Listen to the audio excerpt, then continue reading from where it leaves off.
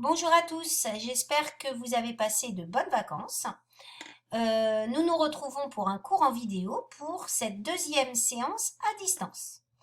Donc, nous avons terminé le chapitre précédent sur lequel vous aurez un contrôle. Vous n'aurez pas le contrôle le jour, la semaine où vous allez rentrer au collège, mais nous ferons le contrôle la semaine du 10 mai. Bien sûr, je vous préviendrai. Donc, vous allez laisser dans votre cahier une page de libre pour coller le contrôle et vous prenez une nouvelle page. Comme d'habitude sur la vidéo, vous pouvez faire des pauses afin d'avoir le temps de noter le cours. Donc nous commençons aujourd'hui le chapitre 5, manger et rester en bonne santé. Alors normalement, j'ai distribué en classe au 6e 2 et au 6e 1 un document.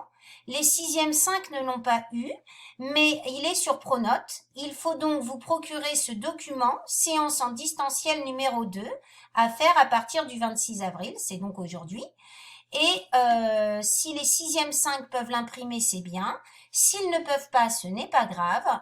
Vous aurez juste à écrire la réponse ici sur votre cahier et à noter ce tableau également sur votre cahier. Donc nous allons commencer ce cours par la première consigne de ce document. Vous allez écrire tout ce que vous avez mangé depuis hier et même tout ce qui était en dehors des repas. Donc sur une journée complète, du matin jusqu'au soir, je vous demande de noter tous les aliments que vous avez mangés, avec les boissons, avec les grignotages en dehors des repas. Donc vous faites une pause sur la vidéo et vous notez tous les aliments que vous avez mangés. Je vous ai illustré cette activité par un repas en photographie. Pause pour tout le monde.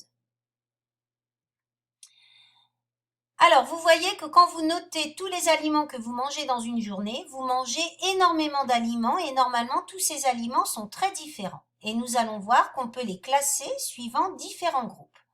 Donc, vous allez noter grand 1, les groupes d'aliments. Alors ici, ce schéma nous montre ici une fleur avec 5 pétales. Et ces 5 pétales, ce sont les groupes d'aliments. Donc, on a 2 pétales qui sont coloriés en jaune et qui regroupent les aliments comme les viandes, les œufs, les poissons et le lait et le fromage. Ça, normalement, ce sont des aliments que vous consommez tous les jours. On parlera d'aliments bâtisseurs parce qu'ils vont nous permettre de construire notre organisme comme les muscles, les os. C'est pour ça qu'on parle d'aliments bâtisseurs. Ensuite, vous avez les 2 pétales roses qui sont les groupes 3 et 4. Et là, vous reconnaissez donc des aliments qui sont riches en sucre, comme le pain, les pâtes, les pommes de terre. Donc, ce sont des sucres lents. Hein. On appelle ça des féculents ou glucides. Donc, tout ce qui est pain, pâtes et riz, ce sont des sucres lents. Quand vous mangez des bonbons, quand vous mangez de la confiture, là, on parlera de sucre rapide. Mais cela reste des aliments très riches en glucides. Ici, on a le groupe 3 que vous connaissez avec les huiles, le beurre, la charcuterie, les fruits secs comme les noix et les noisettes qui sont des aliments très riches en matière grasse. L'autre nom de matière grasse est lipides. Donc là, on va parler d'aliments qui nous apportent de l'énergie. C'est pour ça qu'on parlera d'aliments énergétiques. Donc l'énergie, vous en avez besoin pour faire vos activités, mais même quand vous dormez, dans votre lit, vous dépensez de l'énergie, puisque vous continuez de respirer, votre cœur continue de battre, donc tout cela nécessite de l'énergie. Dans le groupe 5, vous regardez bien, il y a tous les fruits et légumes. Alors ce sont des aliments qui sont riches en fibres, et c'est très important pour le fonctionnement de notre organisme. On parlera donc d'aliments fonctionnels.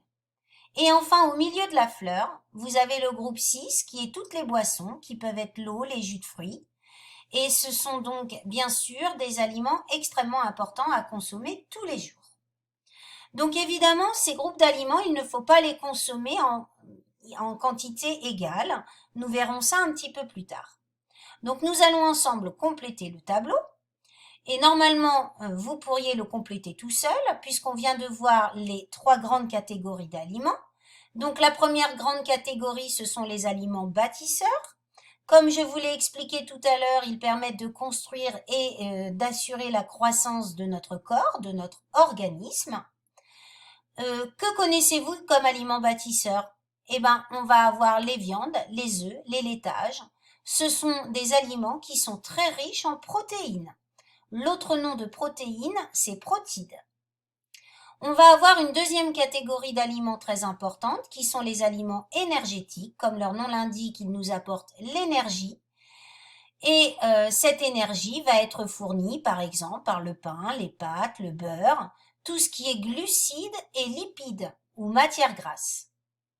Et enfin, troisième catégorie d'aliments, ce sont les aliments fonctionnels qui sont donc nécessaires au bon fonctionnement du corps, au transit intestinal. On vous dit très souvent il faut manger 5 fruits et légumes par jour. Et là, ce sont donc tout ce qui est légumes, fruits qui nous apportent des vitamines et des fibres. Donc, votre alimentation doit contenir les aliments de tous ces groupes tous les jours. Donc là, vous pouvez vérifier avec la première question de tout à l'heure. Avez-vous bien mangé des aliments bâtisseurs, énergétiques et fonctionnels? Donc, nous allons compléter le bilan ensemble. Pour garder notre organisme en bonne santé, l'alimentation doit lui apporter, premièrement, des aliments bâtisseurs qui permettent la croissance, des aliments énergétiques qui sont des sources d'énergie et des aliments fonctionnels qui permettent le bon fonctionnement de notre corps. Un autre aliment indispensable, c'est l'eau, qui est indispensable. Elle constitue 60% de notre organisme. Vous êtes constitué majoritairement d'eau. Donc, vous faites une petite pause et vous notez tranquillement le bilan sur votre cahier. Maintenant, vous allez sauter une ligne et vous allez noter grand 2, les besoins alimentaires.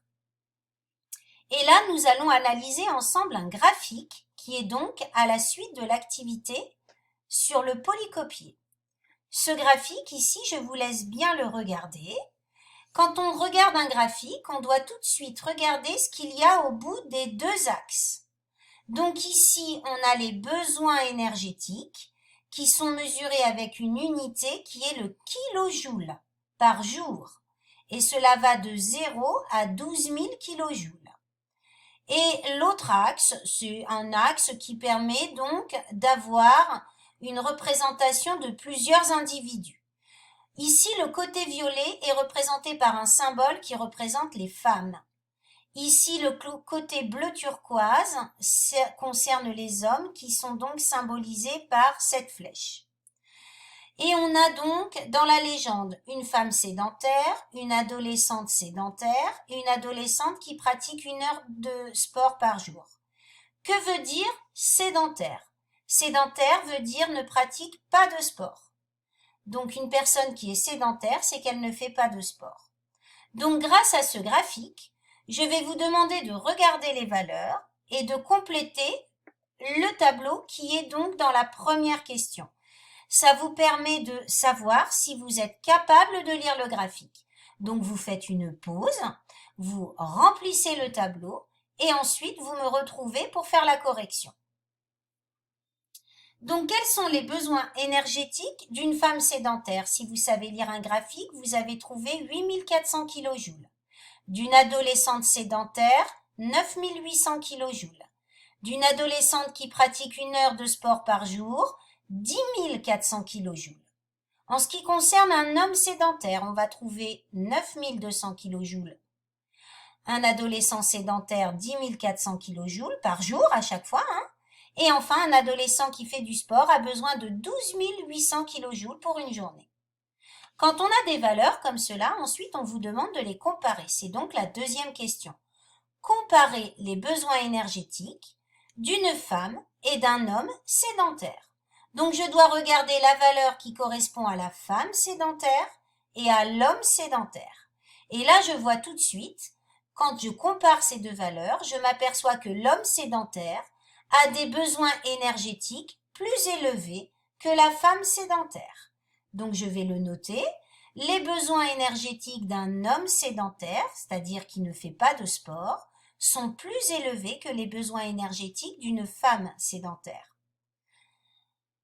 Troisième question, et vous allez cette fois-ci la faire toute seule. Comparez les besoins énergétiques d'une ado sédentaire et d'une ado qui pratique 1 heure de sport par jour.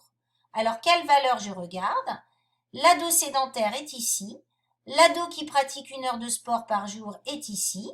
Vous allez rédiger tout seul la phrase en vous aidant de ce que nous avons fait pour la deuxième question. Pause pour tout le monde.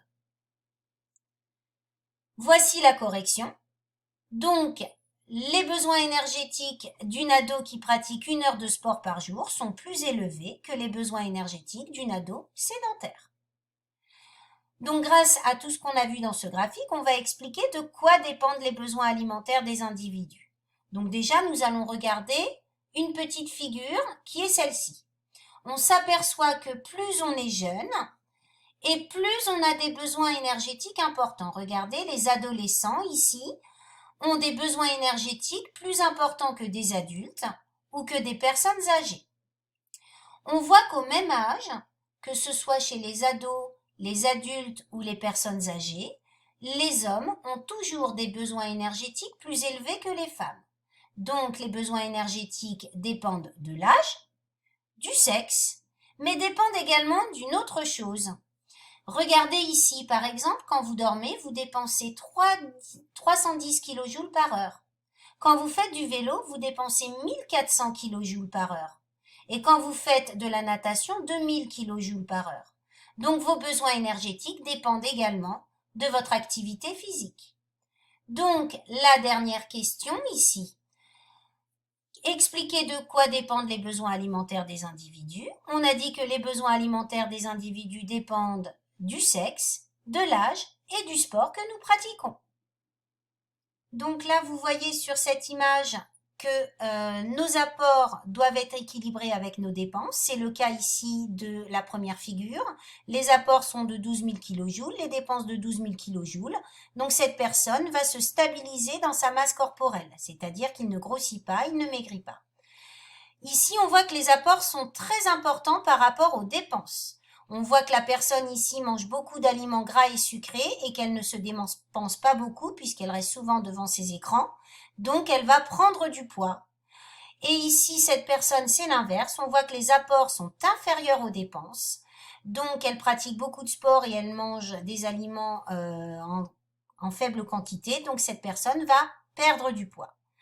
Donc ici, vous avez donc une balance équilibrée puisque les apports sont équivalents aux dépenses. Donc c'est l'alimentation équilibrée. Si jamais vos apports sont inférieurs à vos dépenses, vous allez perdre du poids. L'alimentation est déséquilibrée. Et si vos apports sont supérieurs à vos dépenses, vous allez prendre du poids et l'alimentation est déséquilibrée. Alors, ça peut arriver qu'on ait des jours où on mange pas assez et des jours où on mange trop, mais il faut que l'essentiel de notre alimentation soit équilibré. Vous allez donc noter votre bilan à la suite pour être en bonne santé. Nos apports alimentaires doivent correspondre à nos besoins. Les besoins énergétiques d'un individu dépendent, comme on l'a vu, du sexe, de l'âge et de l'activité physique, mais aussi de certaines conditions comme la température. C'est vrai que l'hiver, quand il fait très froid, on a besoin de plus d'énergie pour nous réchauffer. Une alimentation équilibrée, une alimentation variée, on mange de tous les groupes tous les jours. Elle doit nous fournir la quantité d'énergie dont nous avons besoin. Un mauvais équilibre entre les apports et les besoins de l'organisme peut entraîner des problèmes de santé. Donc là, notre cours ensemble est terminé, mais vous, c'est pas terminé. Vous avez 2 exercices à faire à la suite de l'activité.